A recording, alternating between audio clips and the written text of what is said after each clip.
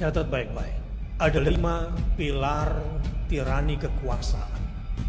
5 pilar tirani kekuasaan ini saya ambil dari perkataan seorang ulama dalam tadabburnya. Sa'ala sa'ilun bi'adabi waqi'. Kalau kekuasaan sudah sampai pada puncak tirani kekuasaan, kadang dia nantang Tuhan. Bukan cuma melawan, tetapi menantang Tuhan agar Tuhan mendatangkan azabnya. Dan kalaupun azab Allah datang, tetap saja dia remehkan biasanya. Apakah bencana alam, ataukah kebanyakan hutang, ataukah penindasan dari negara lain akibat kebanyakan hutang, dia tidak mampu merasakan. Pertentangan di antara masyarakat, serangan kepada penguasa, dia tetap dengan semua kebebalannya. Kalau kita bicara kekuasaan biasanya sangat erat dengan Fir'aunisme. Nah disinilah dalam kisah tentang Musa dan Fir'aun ada 5 pilar tirani kekuasaan itu. Kediktatoran, kekejaman akan merajalela kalau yang 5 ini ada pada satu kaum. Yang pertama adalah raja yang zalim, yang berlaku semena-mena, yang tidak mengindahkan kepentingan rakyatnya dan semata-mata mengikuti hawa nafsu dan emosi kekejamannya. Dan ini diwakili oleh Fir'aun.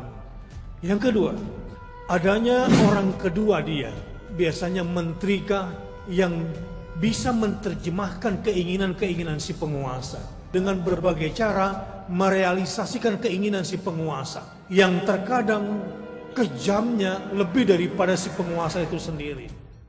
Dan ini dalam kisah Musa dan Fir'aun diwakili oleh Haman. Yang ketiga, adanya pemodal, sekelompok orang-orang kaya yang membiayai si penguasa. Karena si orang kaya ini juga takut, karena si orang kaya juga ini punya kepentingan terhadap bisnisnya, karena si orang kaya juga sekaligus ingin menunggangi si penguasa yang zalim ini. Kalau ini sudah bekerja sama, maka semakin kacaulah satu negeri itu. Yang miskin akan bertambah miskin. Karena ini terkait dengan regulasi, tetapi kekejaman yang lebih parah lagi adalah kalau keserakan si penguasa masuk ke dalamnya. Dan yang ketiga ini diwakili oleh Qarun. Yang keempat adalah agamawannya. Tentu yang dimaksud dengan agamawan di sini adalah orang yang kelihatannya beragama, tapi sesungguhnya dia tidak beragama. Dia tidak menjalankan agamanya. Dia hanya sedang merealisasikan hawa nafsunya atas nama agama. Buktinya dia tidak beramar ma'ruf nahi mungkar kepada penguasa. Dia hanya menggunakan senjata agama untuk membenarkan penguasa. Dan biasanya agamawan seperti ini penjilat dan pengecut biasanya untuk berlidah tajam kepada penguasanya. Karena tidak ada keberanian untuk amar ma'ruf nahi mungkar. Dan pada masa itu diwakili oleh tukang-tukang sihirnya Fir'aun. Yang kelima, inilah yang menyempurnakan tirani kekuasaan itu, adalah wartawannya, medianya. Adalah media-media yang tidak pernah mau meliput kepentingan rakyat.